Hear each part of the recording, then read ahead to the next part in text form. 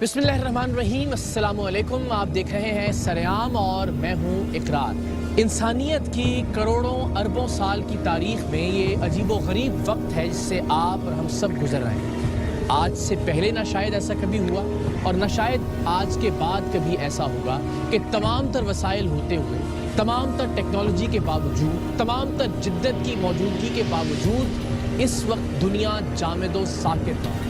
Airlines बंद हो चुकी, ट्रेनें, बसें, आमद-ओ-रफ्त का पूरा निज़ाम साकित हो चुका।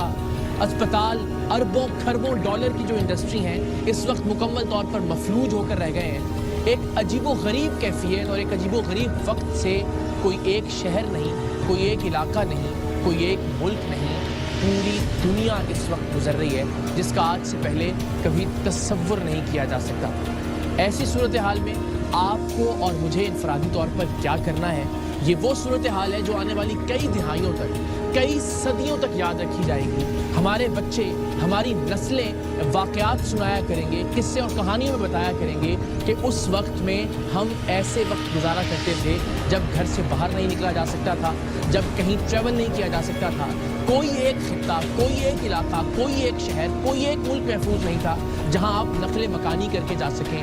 कोई दौलत, कोई कीमत, कोई शय आपको नहीं बचा सकती थी सिर्फ और सिर्फ एहतियात के अलावा।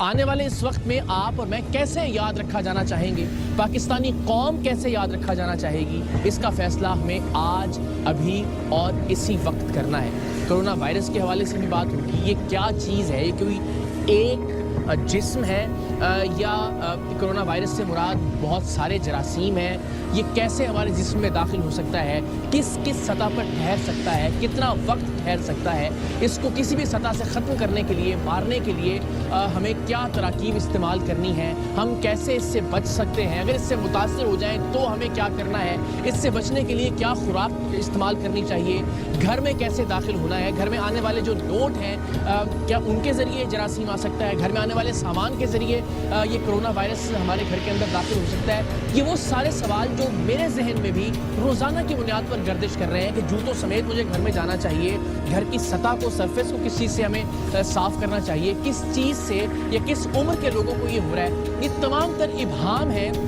जिन पर बहुत सारी इन्फॉर्मेशन है लेकिन हम नहीं जानते कि उस इन्फॉर्मेशन में से कौन सी इन्फॉर्मेशन दुरुस्त है। कोशिश करेंगे कि सही प्रिसाइज इत्तलात, प्रिसाइज इन्फॉर्मेशन आप तक पहुंचाएं ताकि हम कोशिश कर सकें इस मुहलक तरीन, इस तारीखी और इस नाकाबिले मिसाल वायरस से बचने की।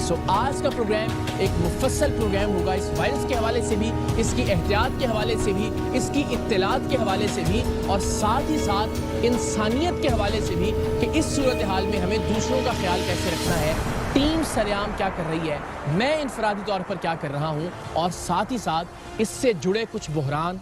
मिसाल के तौर पर इस वक्त खून की कमी का शिकार हो रहा है ये मुल्क।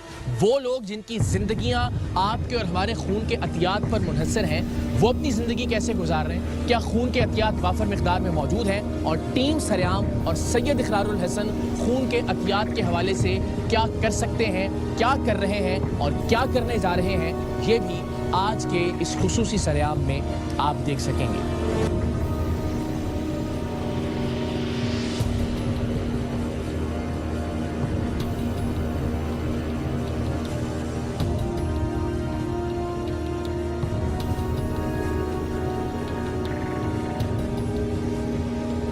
अस्सलाम वालेकुम आजी, ये इसमें आपके इंशाल्लाह महीने का राशन है और ये आपका ऑयल इसका, ठीक है जी।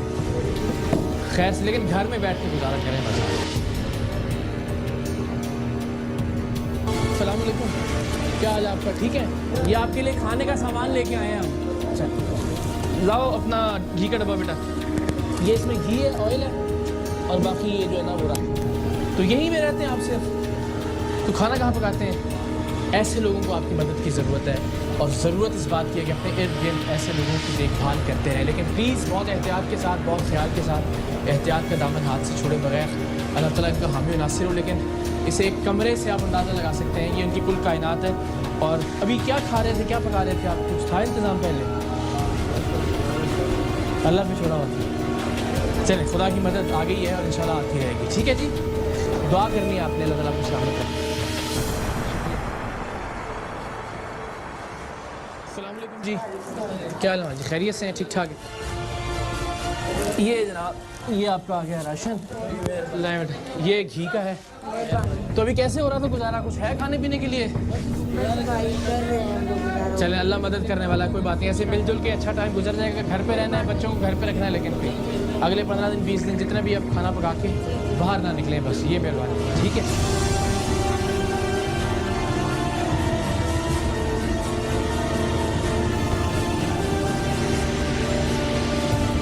آپ کی مہربانی ہم نے قبول کیا، بس بچوں کو باہر نہیں نکلنا ہے، گھر پہ رہیں، اس لیے آئے ہیں آپ کے پاس. آپ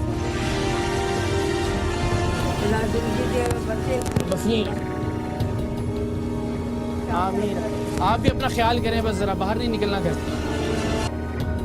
دعا کرنی ہے آپ نے ہمارے لیے بھی اور ملک کے لیے بھی خاص طور پہ. تھوڑا سا آپ کے لیے راشن لے کے آئے ہیں بچوں کے لیے، اس لیے کہ گھر پہ رہیں آپ لوگ اور گھر پہ جو ہے نا وہ کھانا کھائیں. یہ یہاں رکھ دیا، ٹھیک ہے جی؟ چل ٹھیک ہو گیا، مہربانی.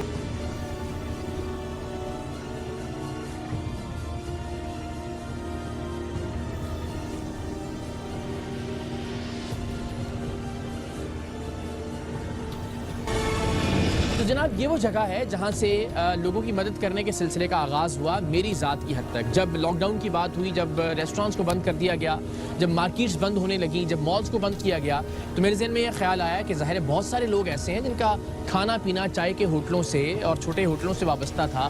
بہت سارے لوگ لنگر کھایا کرتے تھے مختلف مزارات سے، ان مزارات کو بھی بند کر دیا گیا ہے. ڈیفنس اور کلفٹن میں بہت سارے ایسے لوگ ہیں جو مزدوری کر کے روزانہ کی بنیاد پر، یہ جو گھریلو ملازمین ہیں اور ان کا کھانا پینا ایسی جگہوں سے وابستہ ہے، ان کے کھانے کا انتظام ہونا چاہیے.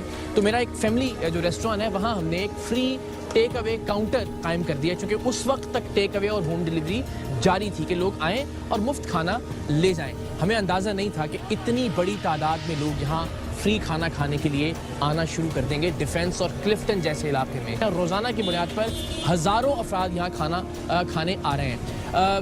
یہ دکھانے کا اور بتانے کا مقصد سوشل میڈیا پر بھی یہی ہے، چاہے کوئی اسے ریاکاری سمجھے، کوئی اسے اداکاری سمجھے، کوئی اسے ریٹنگ کا چکر سمجھے، کوئی اسے لائکس کے لیے کی گئی کوئی کاریگری سمجھے. مقصد صرف اور صرف لوگوں کو ترغیب دینا ہے تاکہ لوگ سیکھیں. ہم نے بھی یہ کام کرنا کچھ لوگوں کی تصاویر دیکھ کر، کچھ لوگوں کی ویڈیوز دیکھ کر، کچھ لوگوں کو عملی طور پر یہ کام کرتے ہوئے دیکھ کر سیکھا. ہم نے ایدھی صاحب کو دیکھا، ہم نے چیپا صاحب کو دیکھا. ہم ظاہر ہے ان کے آگے بالکل بہت کوئی حیثیت بھی نہیں رکھتے، لیکن ظاہر ہے ہم نے کچھ اچھے کام سیکھے اور سیکھ کر انہیں اپنی زندگی میں شامل کیا. ہمیں اندازہ ہوا کہ یہ کام کرنے کے کام ہیں اور کرنے چاہیے. سو الحمدللہ یہ سلسلہ ذاتی طور پر شروع کیا اور اب آپ دیکھ رہے ہیں کہ یہ سینکڑوں ہزاروں لوگ ایسے ہیں جو روزانہ کی بنیاد پر یہاں سے مستفید ہوتے ہیں. لیکن پھر ہم نے اس میں راشن کو انکلوڈ کرنے کا سوچا تھا کہ یہ کم سے کم رش ہو اور لوگ اپنے گھروں پر زیادہ سے زیادہ کھانا پکانا شروع کریں. سو انیشلی اس کا کام بھی اپنی ذات کے آغاز سے کیا. اور اب ایک بار پھر میں آپ سے پھر درخواست کروں گا کہ اگر آپ چاہے پاکستان کے کسی حصے میں راشن فراہم کرنا، صرف راشن کی شکل میں، ٹیم سریعام کا کوئی بھی نمائندہ یا ٹیم سریعام یا میں یا ہمارا کوئی نمائندہ کسی بھی صورت میں نقد یا کیش کوئی ڈونیشن عطیہ یا رقم وصول نہیں کرتا اور نہ کرے گا. تھوڑی سی ایفرٹ کیجئے. اگر آپ راشن کے بیگز بنوا سکیں کسی بھی سپر مارٹ سے، کسی بھی سپر سٹور سے، جنرل سٹور سے، اپنے قریبی کسی علاقے سے، چاہے وہ 10 ہوں، چاہے وہ 100 ہوں، چاہے وہ 1000 ہوں، چاہے اللہ چاہے آپ کو استعداد 1 لاکھ ہوں، تو آپ وہ راشن کے بیگز بنوا لیجئے. اور اسکرین پر نمبر ہم چلا رہے ہیں، اس نمبر کے ذریعے آپ ہمیں اطلاع دیجئے. ہمارے والنٹیئرز وہ بیگز اٹھا لیں گے اور وہ بیگ انشاءاللہ صحیح مستحق